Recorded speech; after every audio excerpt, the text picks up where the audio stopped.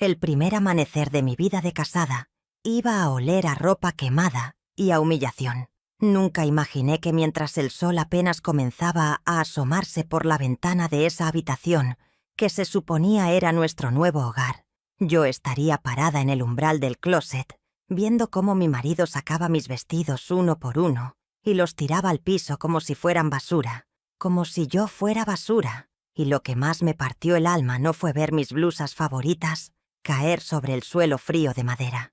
No fue ver los zapatos que había comprado con tanto esfuerzo rodando por el pasillo. Lo que más me destruyó por dentro fue la expresión de su cara, porque él no estaba enojado, no estaba en un arrebato de celos ni en una crisis de locura. Estaba completamente tranquilo, con esa calma de quien sabe exactamente lo que está haciendo, con esa seguridad de quien lleva tiempo planeando este momento. Y yo estaba ahí parada en mi pijama de bodas, todavía con el maquillaje corrido de la noche anterior, todavía con el cabello oliendo a flores del arreglo que me habían puesto en la recepción, todavía creyendo que esto era un malentendido, todavía pensando que en cualquier momento él se iba a voltear y me iba a decir que era una broma, que todo era una broma enorme y estúpida de muy mal gusto. Pero nunca lo hizo, nunca se volteó con una sonrisa. Nunca dijo nada gracioso, simplemente siguió vaciando mi closet, como si llevar 15 años de mi vida en esas prendas no significara absolutamente nada. Y yo necesito que entiendas algo antes de que te cuente todo lo que pasó después. Necesito que entiendas que yo no era una mujer ingenua. Yo no era una chica de 20 años sin experiencia en el mundo. Yo tenía 43 años cuando me casé con Rodrigo. 43 años de vida, de trabajo, de criar a una hija sola, de pagar mis propias cuentas, de tomar mis propias decisiones. Y aún así, no vi lo que se venía. Aún así, caminé directo hacia esa trampa con los ojos abiertos y una sonrisa en la cara, pensando que por fin había encontrado lo que merecía. Y eso es lo que más me cuesta aceptar todavía. No lo que él me hizo, sino que yo lo dejé hacer porque, en algún lugar muy profundo de mi cabeza, yo creí que merecía menos de lo que valía. Y eso es algo de lo que voy a hablar mucho en esta historia porque creo que hay muchas mujeres que saben exactamente de lo que estoy hablando, aunque nunca lo hayan dicho en voz alta, aunque nunca lo hayan admitido ni siquiera frente al espejo.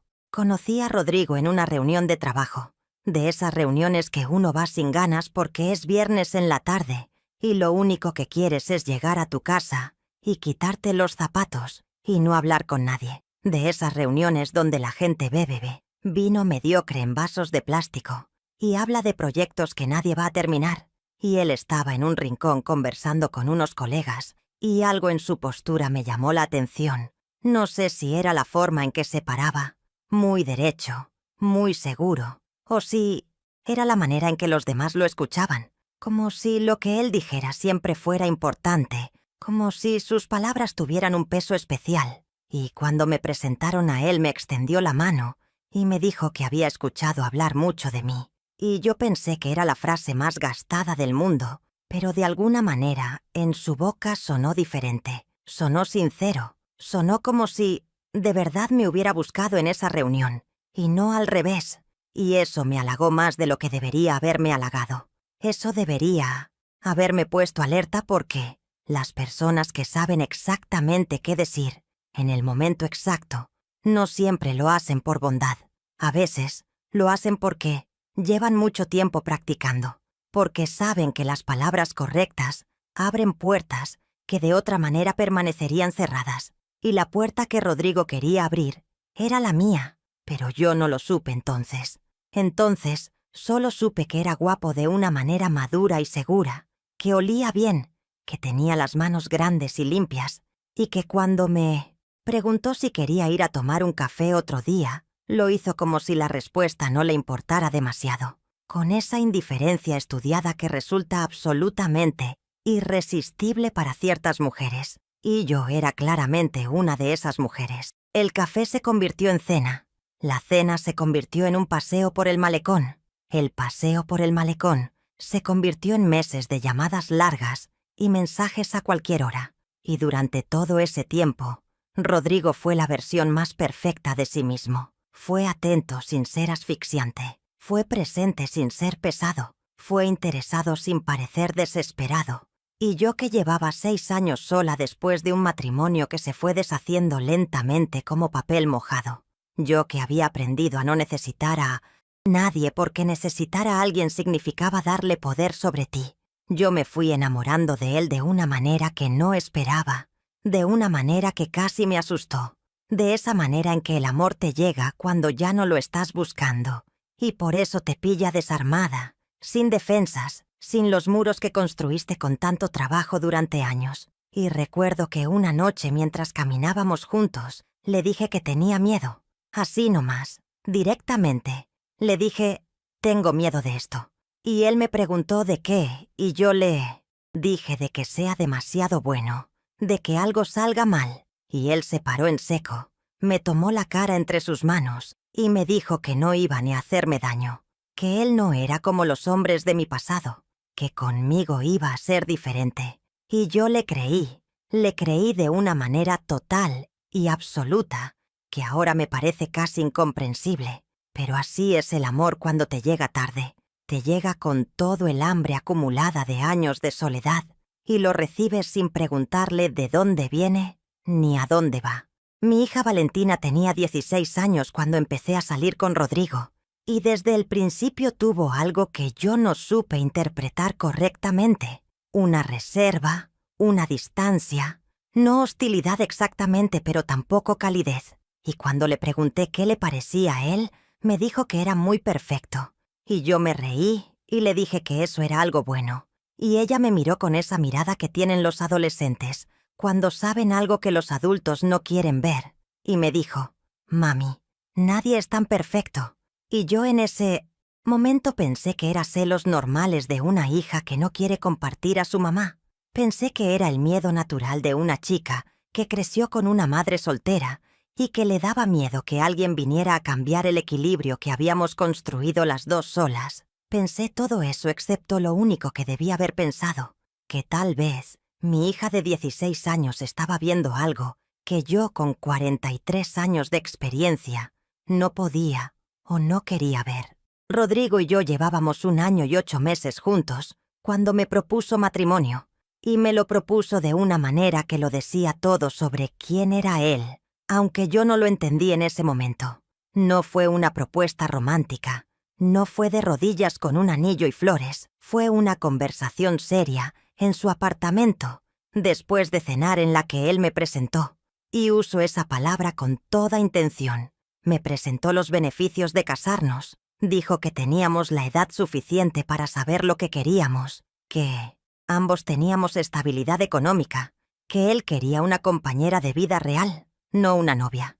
Y yo escuché todo eso, y en lugar de preguntarme por qué estaba siendo tratada como una inversión financiera, en lugar de como la mujer que amaba, me sentí halagada por su seriedad, me sentí adulta, me sentí elegida por un hombre que sabía exactamente lo que quería y que me había elegido a mí entre todas las opciones posibles. Y dije que sí con el corazón lleno de algo que yo llamaba amor. Aunque ahora me pregunto si no era más bien alivio. El alivio de no tener que seguir sola. El alivio de pensar que alguien me quería lo suficiente para quedarse. Los primeros meses del noviazgo formal, del compromiso, fueron exactamente como yo esperaba. Fuimos a ver apartamentos juntos. Planeamos la boda, que sería pequeña y íntima, porque ninguno de los dos quería un circo. Su familia, que era reducida, solo una hermana y su madre anciana.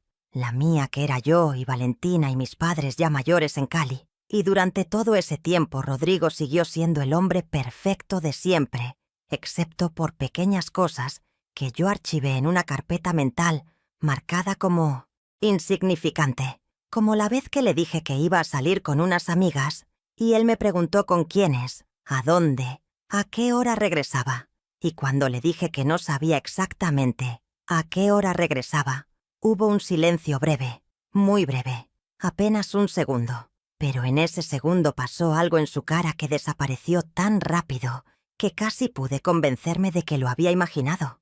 Una rigidez, una contracción alrededor de los ojos, algo frío y calculado que se asomó por un instante, y luego se fue, y cuando regresé de salir con mis amigas, él fue perfectamente amable, perfectamente cálido, pero me preguntó por cada detalle de la noche, con una curiosidad que yo interpreté como interés, y que ahora reconozco como control, como la necesidad de mapear mis movimientos, de construir un expediente sobre mí para poder utilizarlo después. Hubo otra vez, unos 2 meses antes de la boda, que llegué a su apartamento usando un vestido que me encantaba, un vestido azul de mangas cortas que me llegaba justo debajo de la rodilla.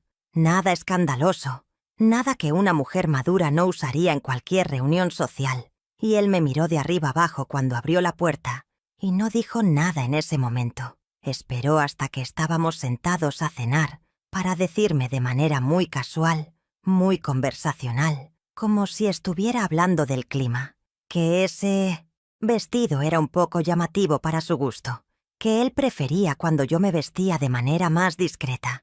Y yo le pregunté qué significaba más discreta, y él hizo un gesto vago con la mano y dijo: «Ya sabes, más elegante, más apropiado para una mujer de tu edad y de tu posición».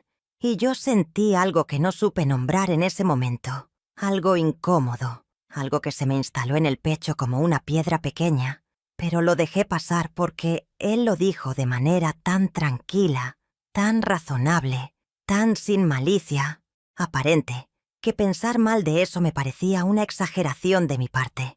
Me parecía ser demasiado sensible, me parecía no querer recibir la opinión de mi pareja, que era un derecho perfectamente legítimo en una relación. No, la boda fue en un sábado de octubre, pequeña como habíamos planeado.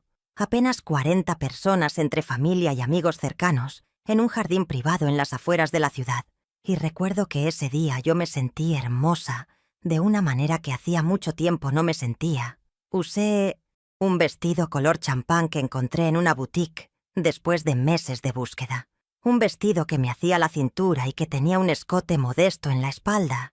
Y mi hija Valentina, que ya tenía 17 años, me ayudó a hacerme el cabello. Y cuando terminó me abrazó muy fuerte y me susurró al oído que me veía preciosa y que me amaba. Y en ese abrazo de mi hija yo sentí algo que debía haber escuchado mejor, una urgencia, como si ella me estuviera abrazando antes de un viaje largo, como si ese abrazo tuviera el peso de algo que no podía decir en palabras, pero yo estaba demasiado ocupada siendo feliz para escuchar lo que no se decía.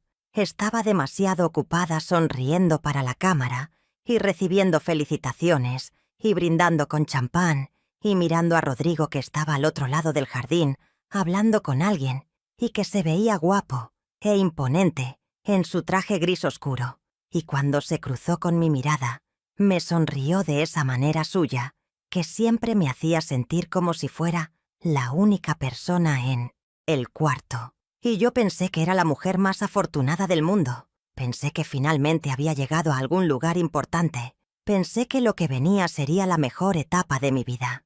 La noche de bodas fue en un hotel boutique al que llegamos cerca de las 11 de la noche, después de la recepción. Y todo estuvo bien hasta que estuvimos solos en la habitación, hasta que se cerró la puerta detrás de nosotros y el ruido de la fiesta quedó del otro lado como si perteneciera a otro mundo. Y entonces Rodrigo se quitó el saco y lo colgó en una silla con esa prolijidad suya de siempre, ese cuidado excesivo con la ropa y las cosas, y se sentó en el borde de la cama y me miró de una manera diferente a todas las maneras en que me había mirado antes, no con deseo, no con ternura, con algo más parecido a la evaluación, a la inspección, como si, ahora que el papel estaba firmado, pudiera finalmente verme como lo que yo era para él, en lugar de como lo que quería que yo creyera que era.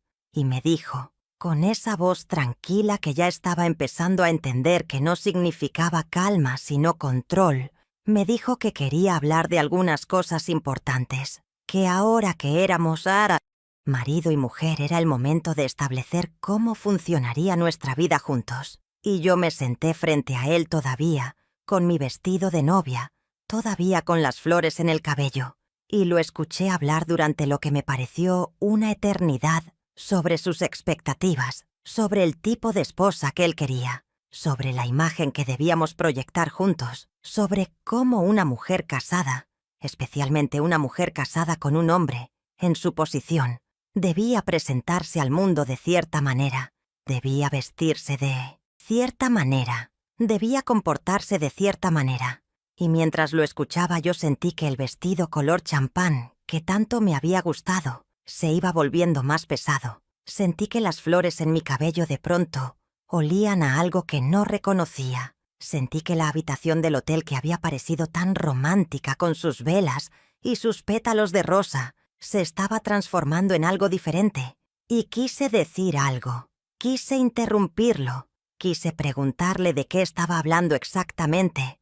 Pero algo en su tono me hizo quedarme quieta. Algo en la manera en que hablaba, tan preparado, tan sin titubeos, como si esto fuera un discurso que había ensayado muchas veces, me hizo entender que esto no era una conversación, esto era una notificación. Dormí esa noche con algo que no era exactamente miedo, pero que tampoco era paz. Dormí con esa piedra en el pecho que había empezado a crecer desde la cena del vestido azul. Y cuando me desperté a la mañana siguiente y vi la luz entrando por las cortinas del hotel, pensé que tal vez lo había exagerado todo en mi cabeza, que tal vez Rodrigo solo había estado nervioso la noche anterior y había dicho cosas de manera más intensa de lo que quería, que cuando llegáramos a casa todo iba a normalizarse, que el amor que yo sabía que él me tenía iba a superar cualquier diferencia de expectativas que pudiéramos tener.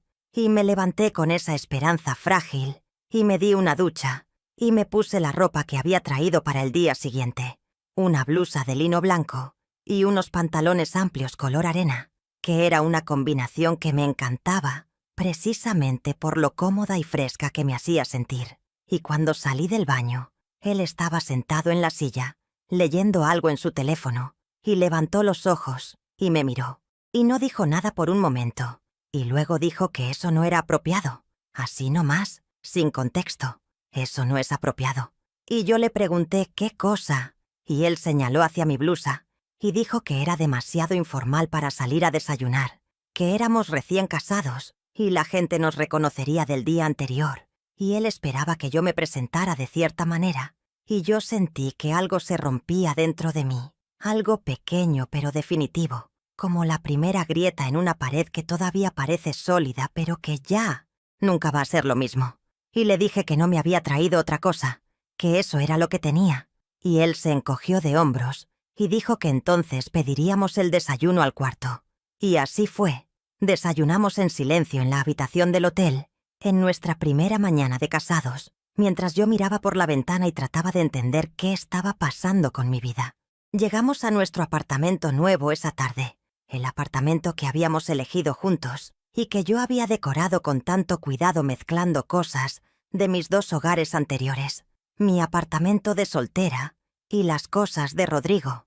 Y mientras metíamos las maletas y yo empezaba a pensar en qué cocinar para la primera cena en casa, Rodrigo fue directo al cuarto, directo al closet, y yo escuché el sonido de puertas abriéndose y me asomé sin saber muy bien qué esperaba encontrar. Y lo vi parado frente a mi mitad del closet con los brazos cruzados mirando mi ropa como si estuviera estudiando un problema matemático. Y algo en esa imagen me congeló. Algo en la postura de sus hombros, en la inclinación de su cabeza. Me dijo que lo que venía no era una conversación. Y entonces empezó. Sacó la primera prenda que fue una blusa roja que yo amaba. Una blusa de seda roja que me había comprado para celebrar un ascenso 3 años antes. Y la miró, y la puso a un lado sobre la cama, y luego sacó otra blusa, y otra, y un vestido, y otro vestido, y yo me fui acercando lentamente como si me estuviera acercando a algo peligroso, y le pregunté qué estaba haciendo, y él dijo sin voltear que estaba organizando, que había cosas que no eran apropiadas para una mujer en su situación, y yo le dije que esa era mi ropa, que yo la había comprado con mi dinero, que ella llevaba años conmigo, y él se volteó entonces, por primera vez, y me miró de esa manera que no tenía ira, sino algo peor que la ira. Tenía certeza. Me miró con la certeza de alguien que sabe que va a ganar esta discusión, aunque todavía no haya empezado, y me dijo que ahora las cosas eran diferentes, que yo era su esposa, que su esposa no podía presentarse al mundo con ese tipo de ropa, que él tenía una reputación que mantener, un círculo social que lo observaba, colegas y socios que lo juzgaban también por la apariencia de su mujer, y cada palabra era perfectamente razonable en su tono y perfectamente demoledora en su significado. Y yo quise decir algo.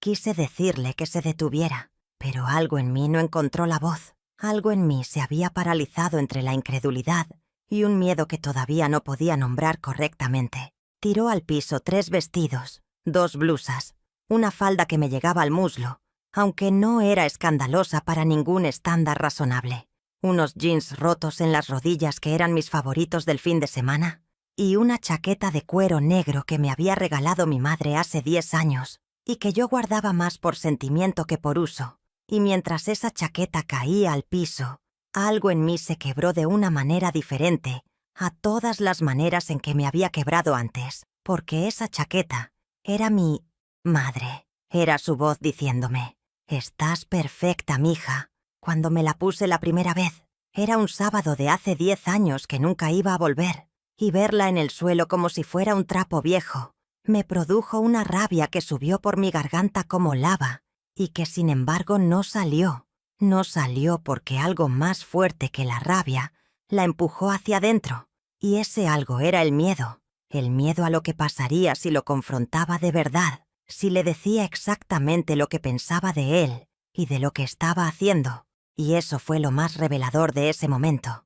No la ropa en el piso, sino mi propio silencio, mi propia incapacidad de defenderme frente a un hombre que llevaba menos de 24 horas siendo mi marido y que ya me había enseñado de alguna manera, no explícita, que cruzar sus límites tenía consecuencias que yo todavía no podía imaginar completamente, pero que intuía con esa parte del instinto que siempre sabe antes que el cerebro. Esa noche, después de que él se fue a la sala a ver televisión, yo recogí la ropa del piso pieza por pieza y la doblé y la guardé en una bolsa que metí en el fondo del closet, detrás de unas cajas.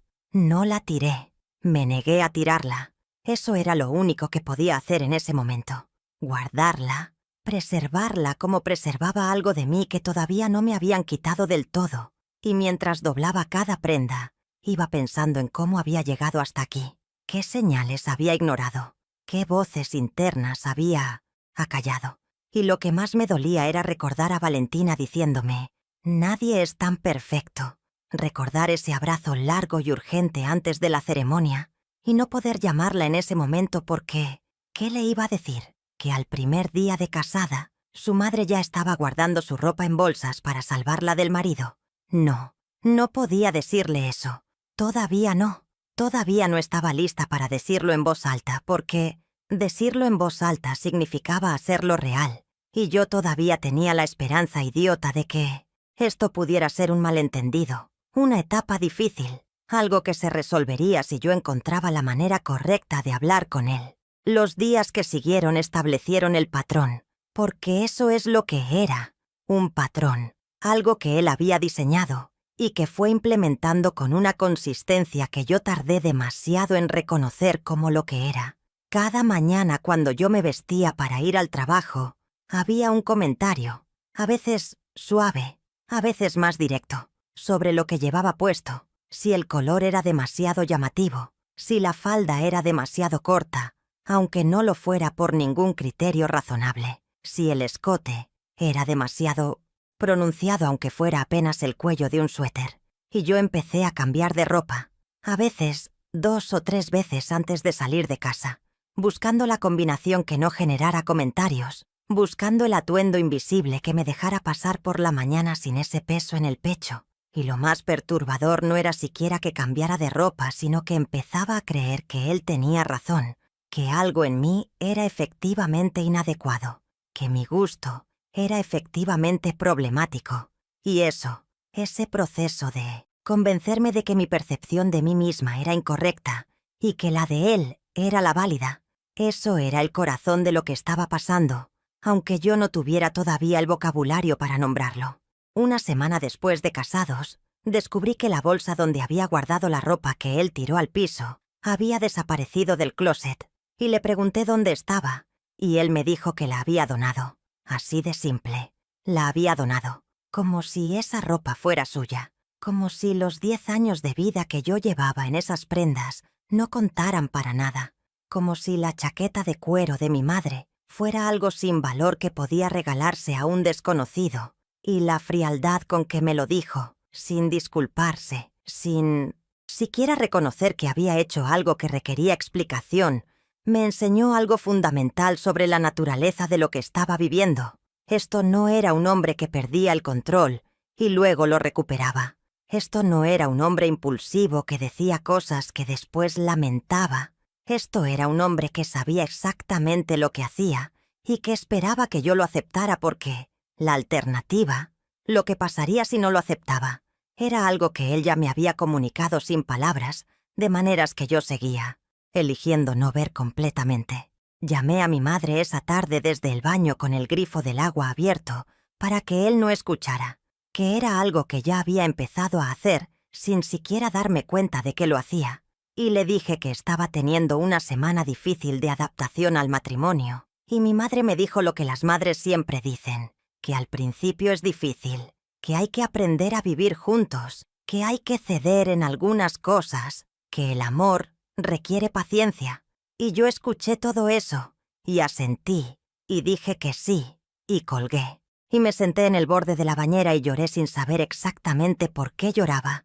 O tal vez sí sabía, y por eso lloraba más. Rodrigo tenía una hermana llamada Marcela que vivía en la misma ciudad y que vino a visitarnos 10 días después de la boda. Y yo la recibí con alivio porque pensé que tener a alguien más en el apartamento, tener un testigo externo, iba a aliviar esa presión constante que sentía. Y Marcela fue amable conmigo, de esa manera particular que tienen las personas que saben cosas, pero que han decidido no decirlas. Fue amable pero distante, fue correcta pero medida.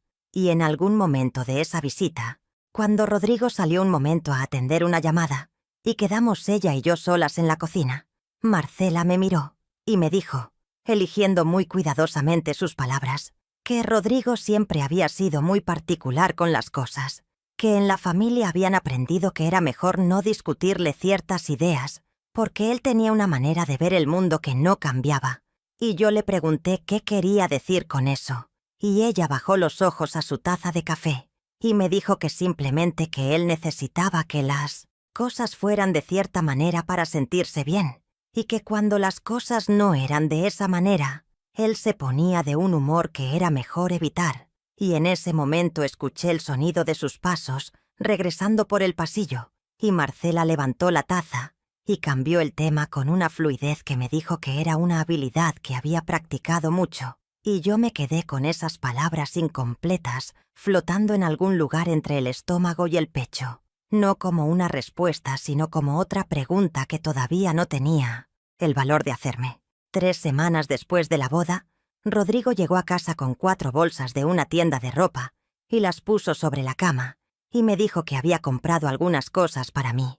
Y yo abrí las bolsas con una mezcla de curiosidad y recelo, y lo que encontré fueron blusas de cuello alto en colores neutros, beige, gris, negro, blanco, faldas largas que llegaban por debajo de la rodilla, pantalones de corte recto y clásico, vestidos de líneas sobrias que cubrían los hombros y los brazos y que llegaban hasta la pantorrilla, ropa que técnicamente estaba bien hecha, ropa que en otro contexto podría describirse como elegante y discreta, pero que al verla en conjunto, toda junta sobre mi cama como un uniforme, me produjo una sensación de ahogo que no supe disimular completamente y que él vio en mi cara y frente a la que reaccionó, no con empatía, sino con un ligero endurecimiento de la mandíbula, que me enseñó que mis reacciones también estaban siendo monitoreadas y evaluadas, que no solo mi ropa, sino mis emociones debían ajustarse a sus expectativas.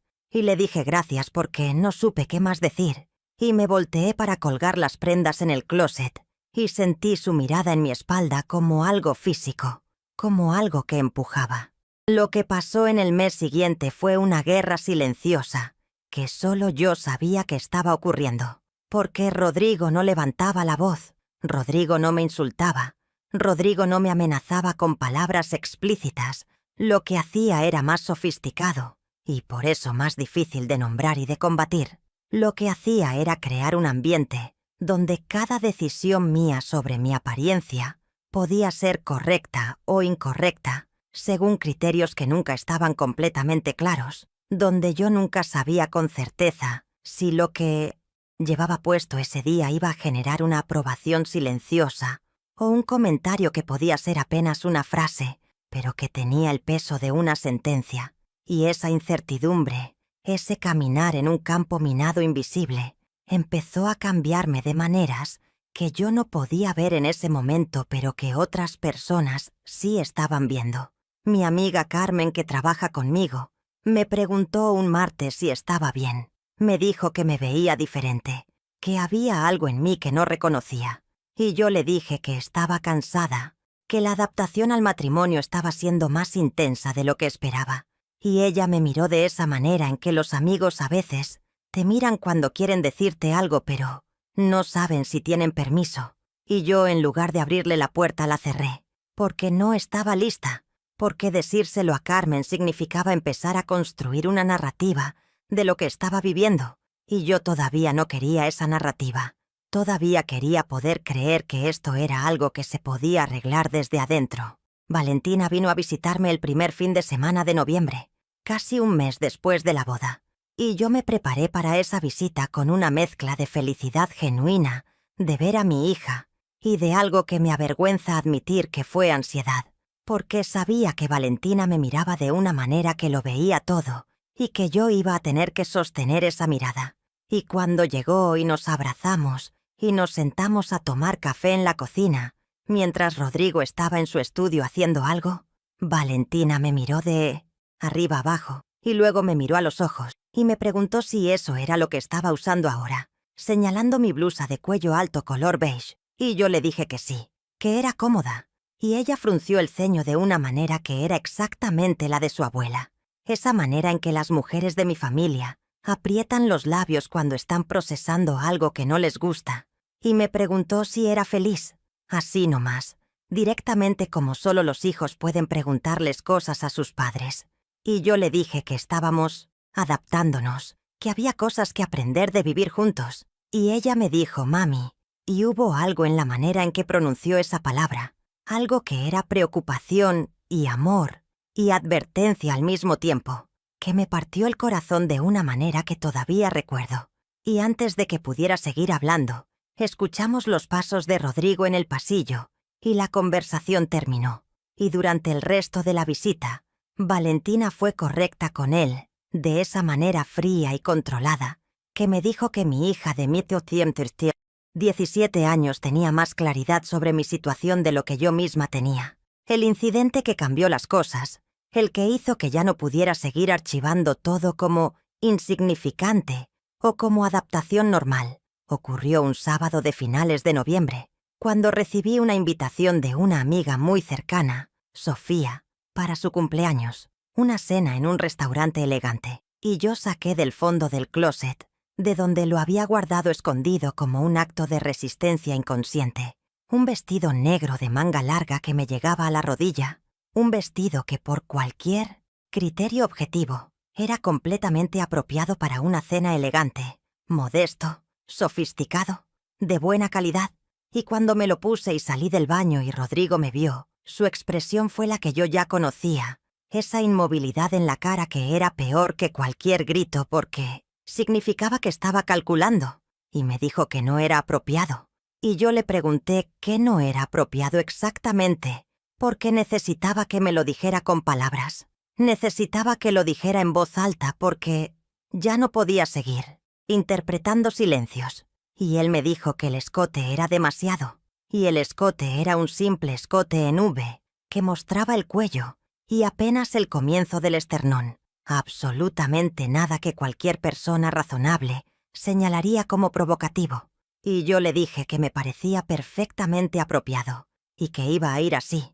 Y lo que pasó entonces fue algo que no había ocurrido hasta ese momento. No levantó la voz, no me jaló del brazo. Hizo algo diferente. Se paró muy cerca de mí y me habló muy bajo y muy despacio. Y lo que me dijo fue que podía ir como quisiera, pero que debía saber que mis decisiones lo afectaban a él también y que él tenía una manera de recordar las cosas.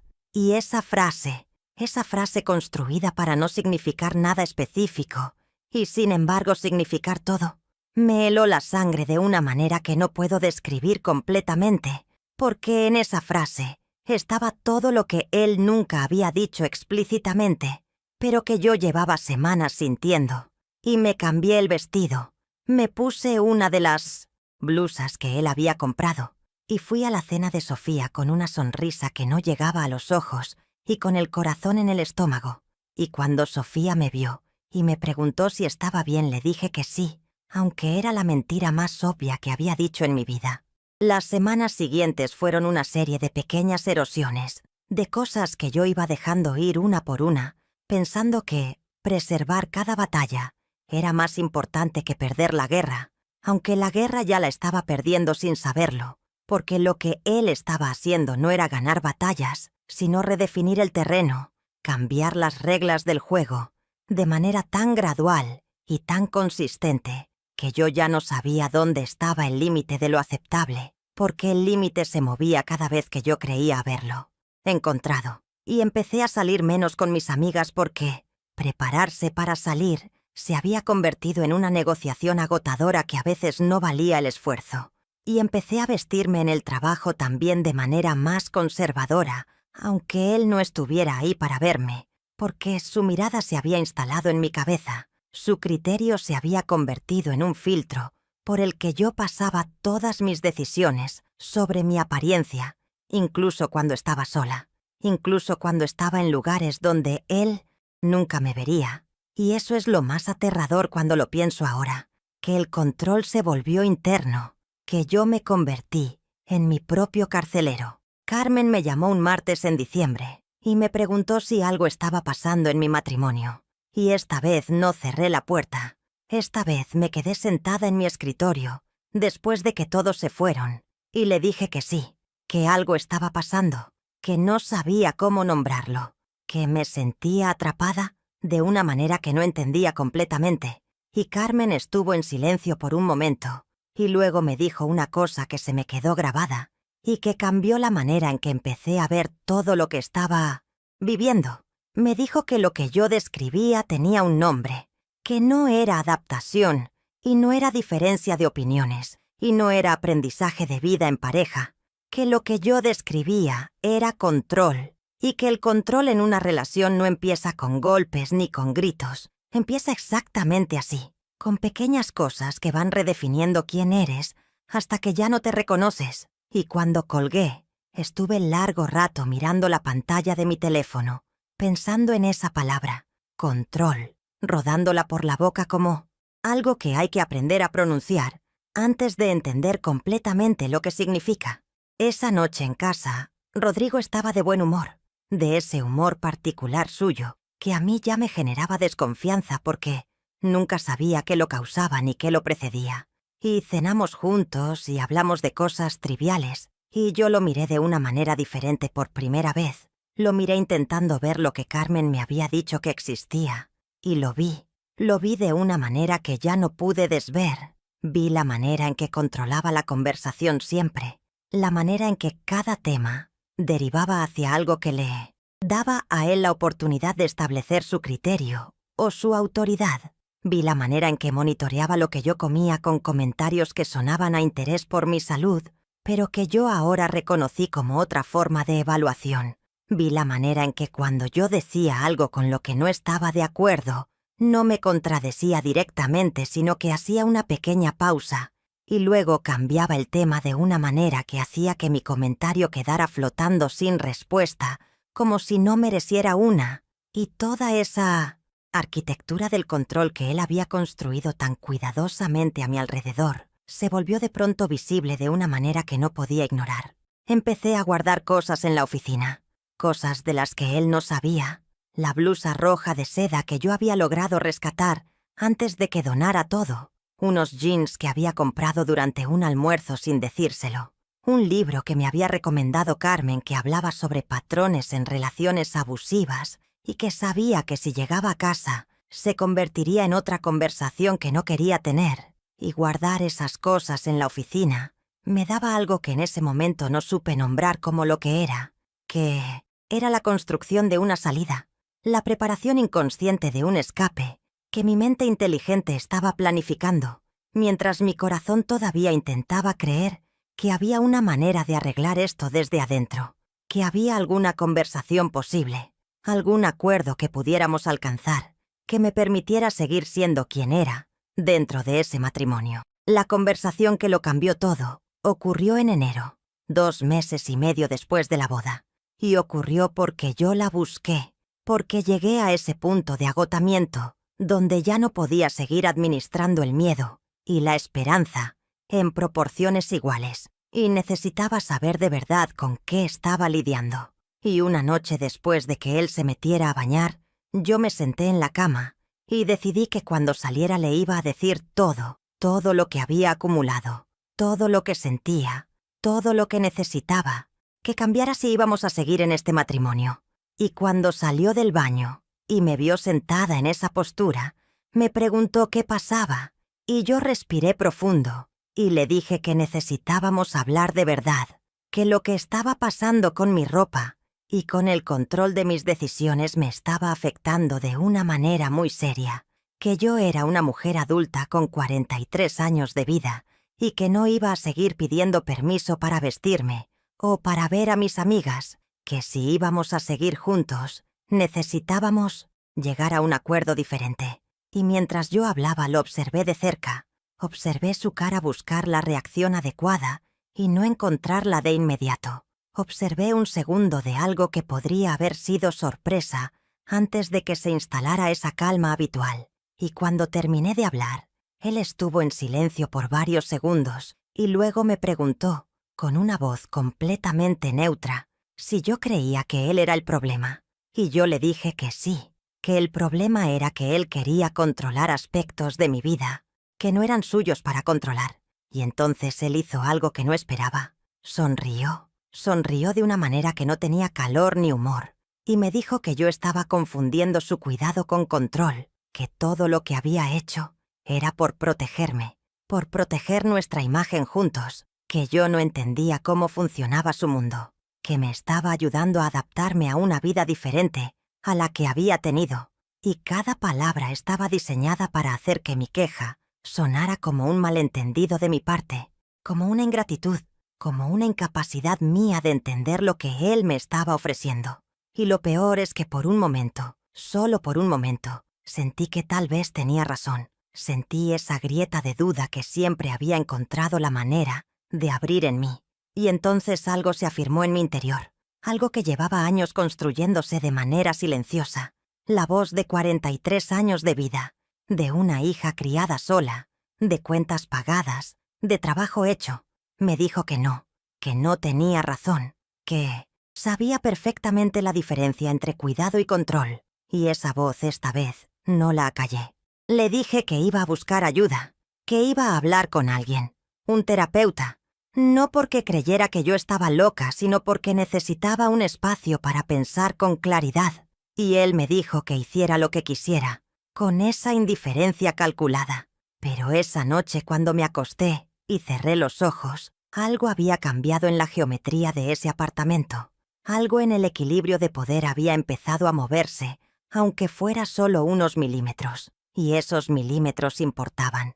Esos milímetros eran míos. La terapeuta se llamaba Doctora Morales y la encontré a través de Carmen. Y desde la primera sesión sentí algo que hacía meses no sentía, que era el alivio de decir las cosas en voz alta, en un espacio donde la persona que me escuchaba no tenía un interés en que yo las interpretara de determinada manera. Y en esa primera sesión le conté todo, el closet, la ropa donada, los comentarios cotidianos, la frase de que él tenía manera de recordar las cosas. Y cuando terminé de hablar, ella me preguntó si yo había escuchado alguna vez el término gaslighting, y yo le dije que sí lo había escuchado, pero que no lo había conectado completamente con mi experiencia, y ella me explicó con palabras muy precisas y muy tranquilas lo que estaba ocurriendo. Me dijo que lo que yo describía era un patrón clásico de control coercitivo, que comenzaba exactamente como lo que yo había vivido, con el control de la apariencia, porque la apariencia era la primera frontera del yo, la primera manera en que una persona se presenta al mundo como una entidad independiente con sus propias preferencias y su propia identidad, y controlando la apariencia se empezaba a controlar la identidad misma, y escuchar eso dicho de esa manera, con esa claridad, fue como que alguien encendiera la luz en un cuarto que yo llevaba meses navegando a oscuras, y lloré en esa sesión de una manera que no me permitía llorar en casa, porque llorar en casa frente a él era mostrar una vulnerabilidad que él había demostrado que no iba a tratar con cuidado. En casa las cosas siguieron como habían estado, pero yo había cambiado en algún lugar que él todavía no podía ver. Seguí vistiéndome con su ropa elegida durante unas semanas más, mientras yo trabajaba con la doctora Morales en entender lo que quería hacer, en clarificar cuáles eran mis opciones reales, en construir una especie de mapa de lo que significaría quedarme y lo que significaría irme. Y durante ese tiempo Rodrigo continuó siendo exactamente quien había sido.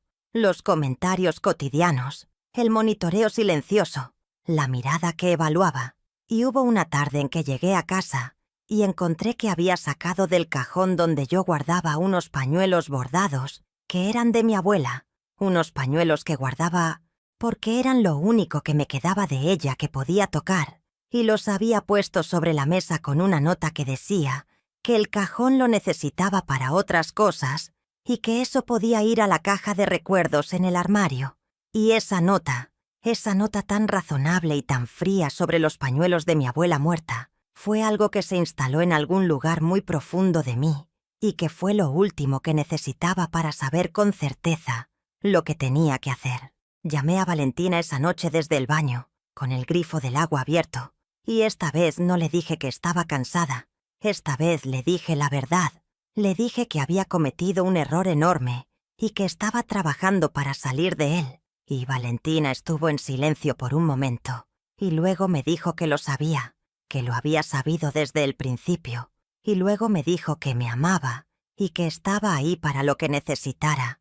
Y esas palabras simples de mi hija de 17 años, fueron las más importantes que nadie me había dicho en meses. Tardé otro mes en tomar la decisión definitiva, un mes en el que seguí con la doctora Morales, en el que hablé con Carmen, en el que hablé con mis padres que fueron más comprensivos de lo que esperaba, en el que fui juntando en silencio los documentos importantes, el pasaporte, los títulos, las cuentas bancarias que por fortuna había mantenido separadas porque algo en mí, algún instinto que no escuché suficientemente en su momento, me había dicho que mantener esa independencia económica era importante. Y un martes de febrero, 3 meses y medio después de mi boda, cuando Rodrigo salió al trabajo, yo empaqué 3 maletas con lo que era esencial. Tomé los pañuelos de mi abuela, tomé la blusa roja de seda que había guardado en la oficina y que había vuelto a casa escondida en mi cartera,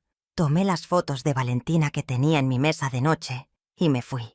No hubo una escena dramática, no hubo gritos, no hubo ninguno de los clímax que las películas nos enseñan a esperar en estos momentos. Fue solo yo saliendo por la puerta de un apartamento que nunca llegó a sentirse como mi hogar, con 3 maletas y los pañuelos de mi abuela en el bolso. Fue solo yo bajando en el ascensor, viendo mi reflejo en las puertas metálicas y reconociendo a la persona que me devolvía la mirada. Una mujer con una blusa beige de cuello alto y una cara que llevaba semanas sin sonreír de verdad, pero que en ese momento, en ese ascensor, sintió algo que tardó un segundo en identificar y que resultó ser el comienzo de algo que hacía mucho tiempo no sentía, que era el comienzo del aire. Valentina me esperaba en casa de mis padres, y cuando llegué y ella abrió la puerta y me vio con las maletas, sus ojos se llenaron de algo que era mitad alivio y mitad dolor, y me abrazó tan fuerte que solté todo lo que había estado cargando en el cuerpo y lloré contra su hombro como no lloraba desde que ella era pequeña, desde que éramos las dos solas contra el mundo, y yo le decía que iba a estar bien, aunque no siempre estuviera segura de que fuera verdad, y ahora ella me sostenía a mí, con la misma certeza tranquila de quien lleva tiempo sabiendo que este momento iba a llegar y que estaba lista para él. Lo que pasó después fue burocrático y emocional y agotador y liberador al mismo tiempo. Los abogados, la separación de bienes que fue menos complicada de lo que podría haber sido precisamente porque había mantenido mis cuentas, los mensajes de Rodrigo, que al principio fueron de esa frialdad calculada y luego derivaron hacia algo que mostraba que, debajo de toda esa arquitectura de control, había un hombre que no sabía qué hacer cuando el control se iba. Los comentarios de personas conocidas que no entendían cómo yo podía dejar un matrimonio de 3 meses y que asumían que yo había fallado en algo. Y yo tuve que aprender a sostener esa mirada también, la mirada de quienes no entienden porque no han vivido lo que es perder poco a poco el mapa de quién eres dentro de una relación, porque nunca les han hecho creer que su percepción de sí mismos es incorrecta, porque nadie les ha quitado la ropa que llevan puesta y la ha reemplazado por un uniforme. 6 meses después de ese martes de febrero, estaba sentada en la terraza de un café con Carmen, usando la blusa roja de seda, y Carmen me dijo que me veía diferente, y yo le dije que me sentía diferente, y ella me preguntó cómo, y yo pensé en esa pregunta por un momento, buscando la palabra exacta, y la que encontré fue entera. Me siento entera. Y esa palabra que suena tan simple tenía el peso de todo lo que había perdido y recuperado, de los 43 años que habían vivido en esa blusa roja, de los pañuelos de mi abuela en el cajón correcto, de las mañanas en que me despertaba y elegía lo que quería ponerme, sin que hubiera una mirada evaluando la elección desde el otro lado de la habitación. Lo que aprendí en ese matrimonio de 4 meses, no lo aprendí de Rodrigo, aunque fue él quien me lo enseñó. Lo aprendí de mí misma.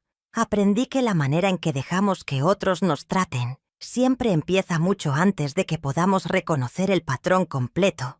Empieza en esos pequeños momentos en que elegimos ignorar lo que nos incomoda, porque el costo de reconocerlo parece más alto que el de dejarlo pasar, y que el control nunca llega anunciado como control, llega disfrazado de cuidado, de preferencia, de diferencia de gustos, llega con palabras razonables y un tono tranquilo que hace que tu resistencia parezca exagerada, que tu queja parezca ingratitud, que tu miedo parezca sensibilidad excesiva, y que la única manera de no perderse en ese proceso es tener muy clara la respuesta a una pregunta fundamental, que es ¿quién eras tú antes de que alguien empezara a decirte quién debías ser? Valentina me preguntó una vez, después de que todo había pasado, y yo estaba reconstruyendo las cosas con esa mezcla de cansancio y determinación que viene de haber sobrevivido a algo que no esperabas, me preguntó cómo no lo había visto antes, y yo le dije la verdad.